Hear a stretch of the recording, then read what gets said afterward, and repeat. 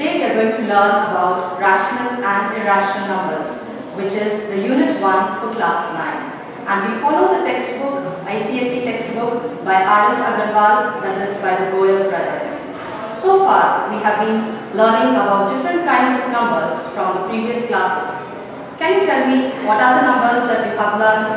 Yes, we have learned about natural numbers, whole numbers and integers. So let us see what is the set of natural numbers.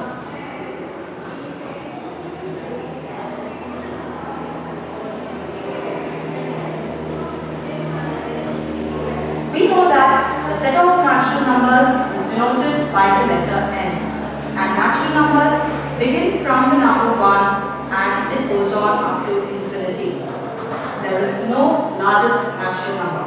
The second set of numbers that we have learned is the set of whole numbers, denoted by the letter capital W. When 0 is included to the set of natural numbers, we call it as the set of whole numbers. The next set of numbers that you have learned is the set of integers.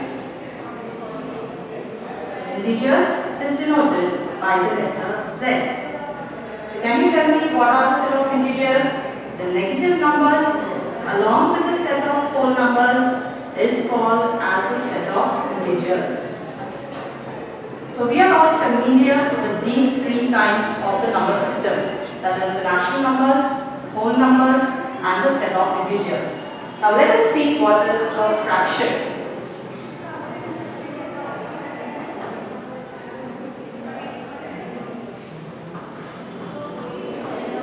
A number of the form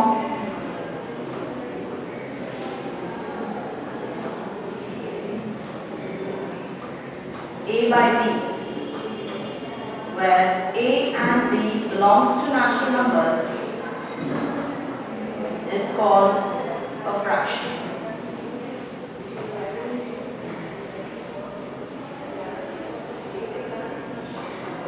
The numbers of the form A by B, where A and B belongs to natural numbers, is called as a fraction. Now every fraction can be expressed in a decimal form. Let us take some examples of fractions and see how we can write them in decimal forms. Let us take the example 1 by 4.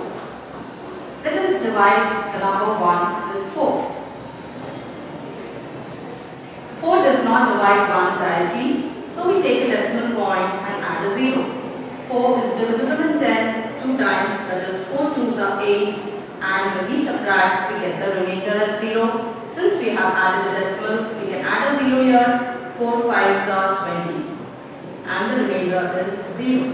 Let us take another example, say 3 by 8. Let us divide 3 with the number 8. 8 does not divide 3 directly. We take a decimal point and place a 0. 8 3s are 24, and when we subtract, the remainder is 6. Since there is a decimal, we take a 0. 8 7s are 56. When we subtract, the remainder is 4, and 8 5s are 40. In both these examples, we can see that the remainders are 0. In both these examples, we see that the remainders are 0. That is 1 by 4 when expressed in decimal form is 0.25, and 3 by 8 when expressed in decimal form is 0.375. During the process of division, if the remainder is 0 and the number of digits after the quotient terminates, such kind of decimals are called as terminating decimals.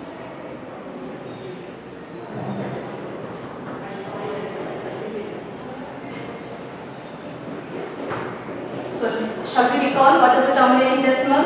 During the process of division, if the division ends or if the remainder is 0, then the decimal is called as a terminating decimal.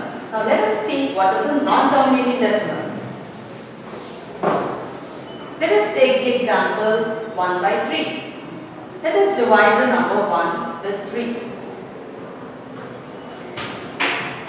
3 is a greater number, it does not divide 1, so we take a decimal point and add a 0. 3 threes are 9. When you subtract, you get the remainder 1. And since there is a decimal, we take a 0 here. Again, 3 threes are 9. You can see that the remainder 1 keeps repeating. That means the division does not end at any point. And the quotient, the digit 3 is continuously repeating in the quotient. Hence, 1 by 3 in decimal form can be written as 0.3 bar. Now why do we put a bar? That is because the numbers which repeat, we place a bar on the digits which repeat after the decimal in a particular order. Hence 1 by 3 in decimal form can be written as 0.3 bar, and such kind of decimals where the division does not end and the number of digits in the quotient repeat in a particular order are called as non-terminating repeating decimals.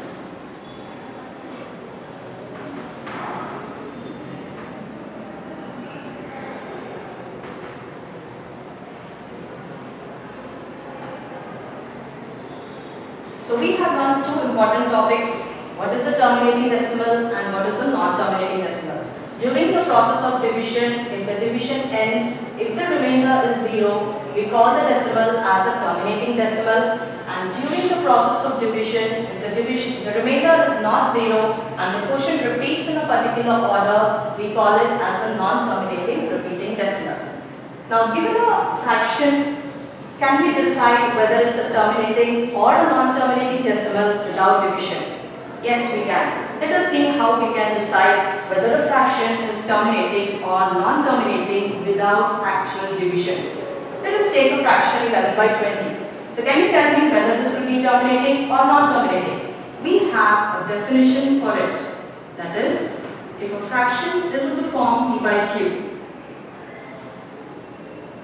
the fraction of the form p by q where the factors of the denominator q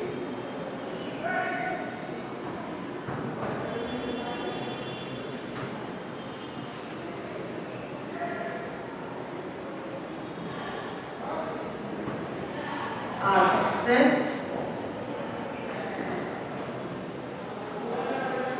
only as the factors of 2 or 5.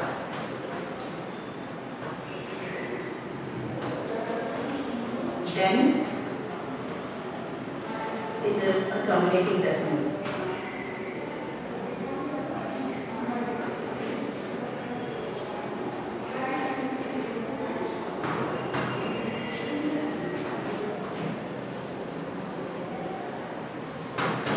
Through the definition once again. If the fraction of the form p by q where the factors of the denominator q are expressed only as the factors of 2 or 5, then it is a terminating decimal. So let us take the example 11 by 20.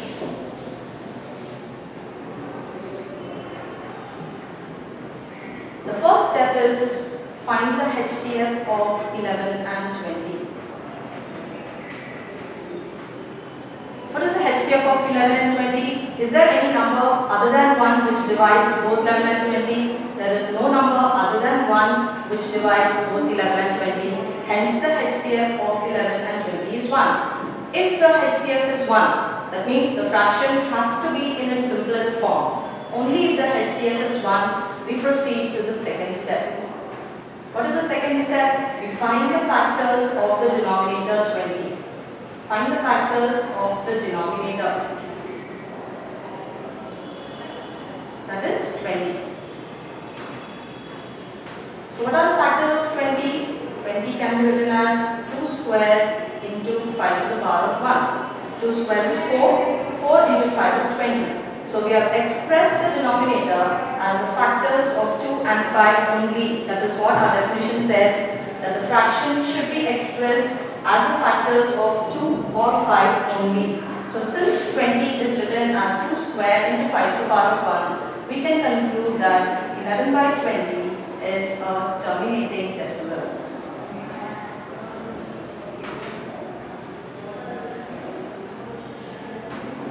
So what is the first step? Find the HCF of 11 and 20. If the HCF of 11 and 20 is 1, we proceed to the second step, that is we find the factors of the denominator. The factors of the denominator expressed as prime factors are 2 square into 5 to the power of 1. Since it is having only the factors of 2 and 5, we conclude that 11 by 20 is a terminating decimal. Let us try another example. Let us take 43 by 60. So can you quickly guess whether it is terminating or non-terminating? Yeah, let us see the step 1. Find the HCF of 43 and 60. Here again 43 and 60 have no common factors other than 1. So the HCF of 43 and 60 is 1. Let us proceed to the second step. What is the second step? Find the factors of the denominator. The factors of 60. Let us write what are the factors of 60. So can you tell me what are the factors of 60? Let us do the working in the rough column. 2 is divisible in 60 30 times. 2 is divisible in 30 15 times. 5 is divisible in 15 3 times. 3 is divisible in 3 1 times. We take only the prime numbers when we write the factors, prime factors of 60. So here the prime factors of 60, as you can see, are 2 square into 3 to the power of 1 into 5 to the power of 1. 2 square, because 2 is repeating 2 times.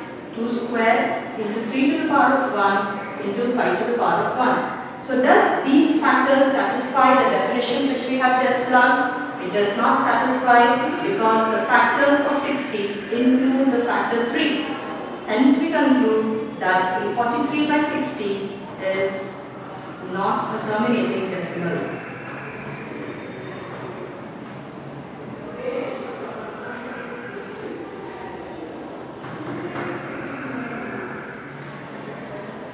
So why 43 by 60 is not a terminating decimal? Because other than the factors 2 and 5, it has another factor 3. What does the definition say? The denominator should consist only the factors of 2 or 5 or both 2 and 5, but not other than 2 and 5. The fact no other number can be present in the factor.